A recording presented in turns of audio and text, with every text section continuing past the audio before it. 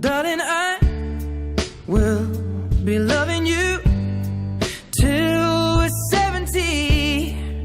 Give this guy a guitar and he'll make a little magic. Welcome to Ms. Mojo, and today we're counting down our picks for the top 10 things you didn't know about Ed Sheeran. I'm in love with your body. Before we begin, we publish new videos every day, so be sure to subscribe for more great content. For this list, we've ranked the best but lesser known facts about everyone's favorite English music man. But a house gets cold when you cut the heating. Without you to hold, I'll be freezing. Number 10. He has a Nando's black card. Ed's a huge fan of Nando's, the massively popular Mozambican Portuguese restaurant chain, and is reportedly the proud owner of its most coveted loyalty card. The mythical Nando's black card entitles the user to all-you-can-eat peri-peri chicken, anytime, free. The card's so rare many doubt it even exists, and Ed's joked that it's a better indicator of fame and success than anything. Ed's love affair with the chain is mutual, as Nando's even named a sauce after him. I've actually got a box of that sauce at home. But what they call it, is it called Ed Sheeran's special sauce? It just says Ed's Peri Peri. But if you're wondering how Sheeran usually takes his chicken, he goes for medium-strength sauce. Those vocal cords are hot enough as it is. I want some peri-peri chicken right now. Yeah, I wanna put that freaking chicken in my mouth. Number 9. All of Ed's guitars have names. Darling, I will be loving you till we're 70. Mr. Sheeran is never too far away from a musical instrument of some description, but his guitars are some of his most prized possessions. In fact, Ed gets so attached to his guitars that he ends up giving them all nicknames.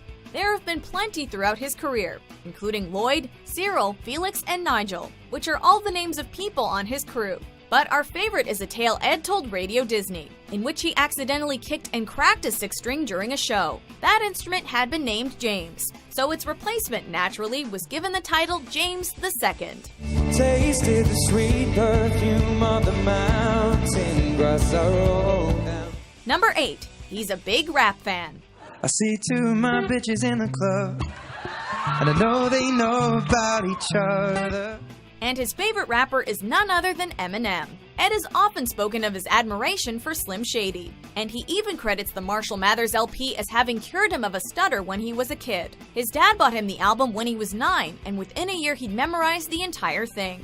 The Detroit superstar isn't the only rapper to tickle Ed's fancy either. He's a big fan of Ty Dolla $ign. And memorably paired up with the UK grime and hip-hop artist Stormzy at the 2017 Brit Awards. I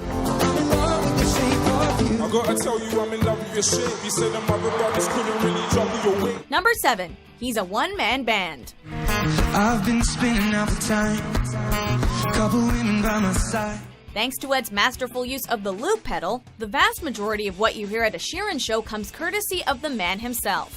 He builds layers to his music and feeds them into his live performance at the flick of a switch, or the tap of a toe, before laying his unique vocals over top.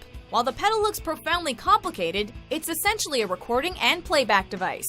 But of course, its effectiveness depends on the awesomeness of what's being recorded. In Ed's case, everything is of the highest order.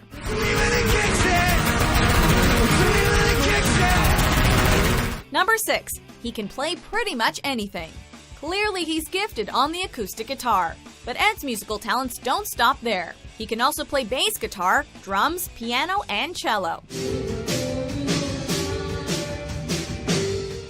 We'd bet you could give this guy almost any instrument and he'd be producing perfect melodies within minutes. While Ed cut his teeth playing pubs and clubs around the UK, he also enrolled at the Academy of Contemporary Music in Surrey, England at age 18. Just months later, however, he hopped a plane to LA and started making waves in America, even catching the eye of Jamie Foxx. A multi-talented man, Sheeran was well on his way to folk pop greatness. On cold days, cold plays out like the band's name. I know I can't heal things with a handshake. Number 5. He was interviewed by Watch Mojo. On the back of Plus, Ed's debut album, Watch Mojo couldn't wait to sit down with the world's next big thing. Chatting in 2012, the singer-songwriter took us through his inspiration for the A-Team, and the reasoning behind the famous Rupert Grint video for Lego House.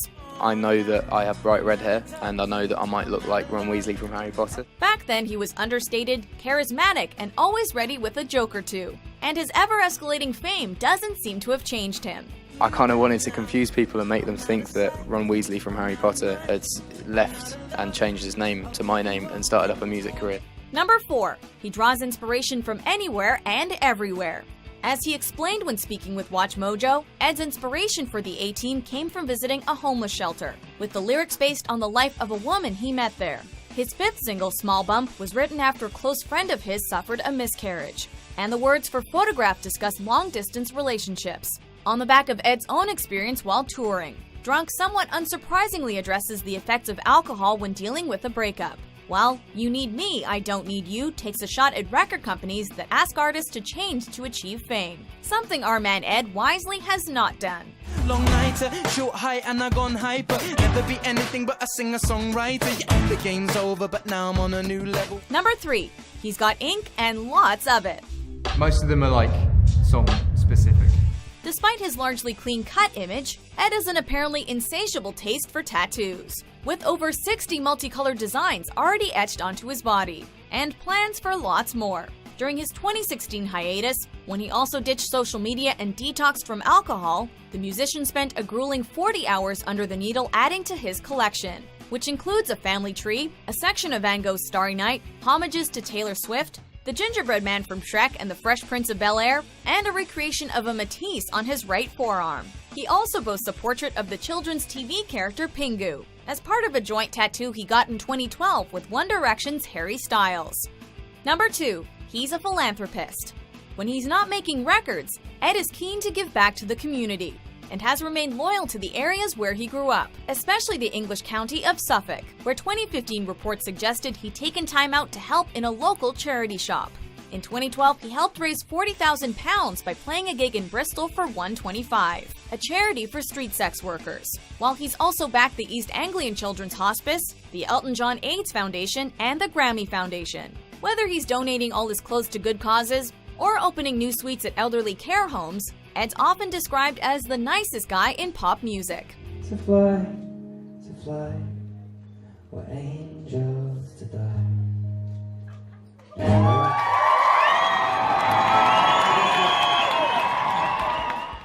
Before we unveil our top pick, here are a few honorable mentions. So, there's a couple, I don't know, I've got a couple stupid ones, I don't know if I regret them so much. He buys every single new release that comes out. So when I released my independent EP, he had it and rung me up and was like, oh, I really like your track with Devlin. And I was like, that's really random that Elton John would have bought an 8-track grime EP and listened to it.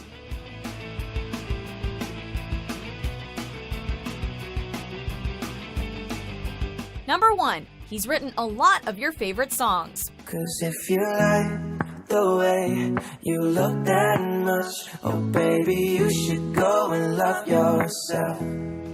You may be well versed in Ed's own music, but did you know that Sheeran's also responsible for many other world-famous records? He co-wrote Justin Bieber's Love Yourself and The Weeknd's Dark Times, penned Hilary Duff's Tattoo, and collaborated with Rudimental for Lay It All On Me, and Lupe Fiasco on Old School Love. Give me that old school love right now. Want more?